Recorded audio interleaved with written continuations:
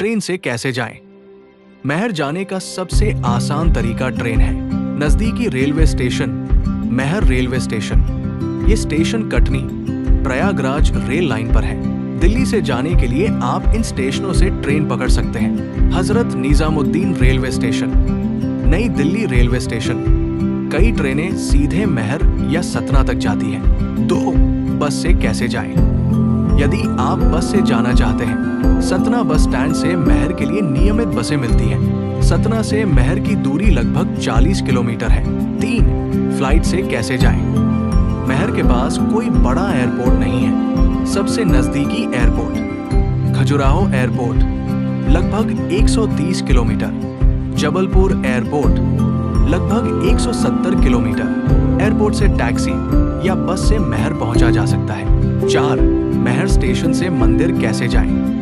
महर railway station से मंदिर लगभग 5 किलोमीटर दूर है।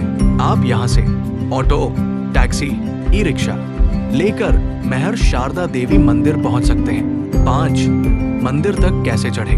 मंदिर पहाड़ी पर है।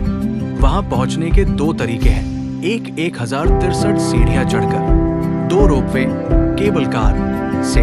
रोपवे से आप कुछ ही मिनटों में ऊपर पहुंच सकते हैं। कहा जाता है कि यहाँ माँ शारदा स्वयं विराजमान है और सच्चे मन से माँ को याद करने वाले भक्तों की हर मनोकामना पूरी करती है। ये वही पवित्र स्थान है जहाँ माता के दर्शन के लिए भक्तों को 1063 सीढ़ियां चढ़कर पर्वत की चोटी तक जाना पड़ता है। लेकिन इस मंदिर से जुड़ी कई ऐसी रहस्यमयी और चमत्कारी घटनाएं हैं जिन्हें सुनकर भक्तों का विश्वास और भी मजबूत हो जाता है। तो आइए सुनते हैं महर वाली माता की पूरी कथा।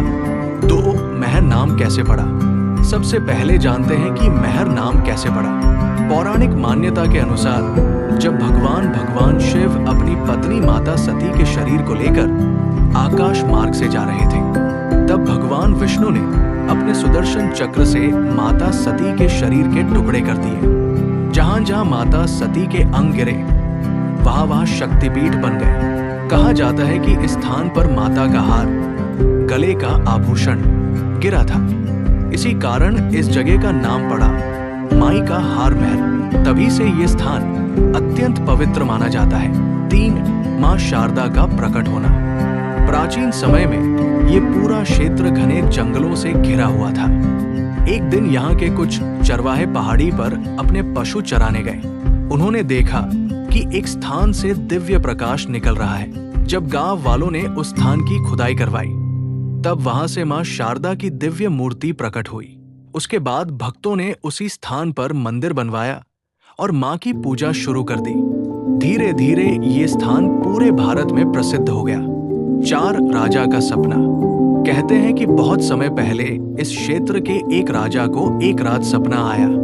सपने में मां शारदा प्रकट हुई और बोली, हे राजा, मैं इस पर्वत पर विराजमान हूं। यहाँ मेरा भव्य मंदिर बनवाओ और भक्तों के लिए दर्शन की व्यवस्था करो। सुबह होते ही राजा ने उसी स्थान पर मंदिर निर्माण का आदेश दिया। कई महीनों की मेहनत के बाद पहाड़ की चोटी पर मां का सुंदर मंदिर बनकर तैयार हुआ। आज वही मंदिर महर वाली माता का प्रसिद्ध धाम है। 5. आल्हा उदल की अद्भुत कथा। महर माता की सबसे प्रसिद्ध कथा आल्हा और उदल से जुड़ी हुई है।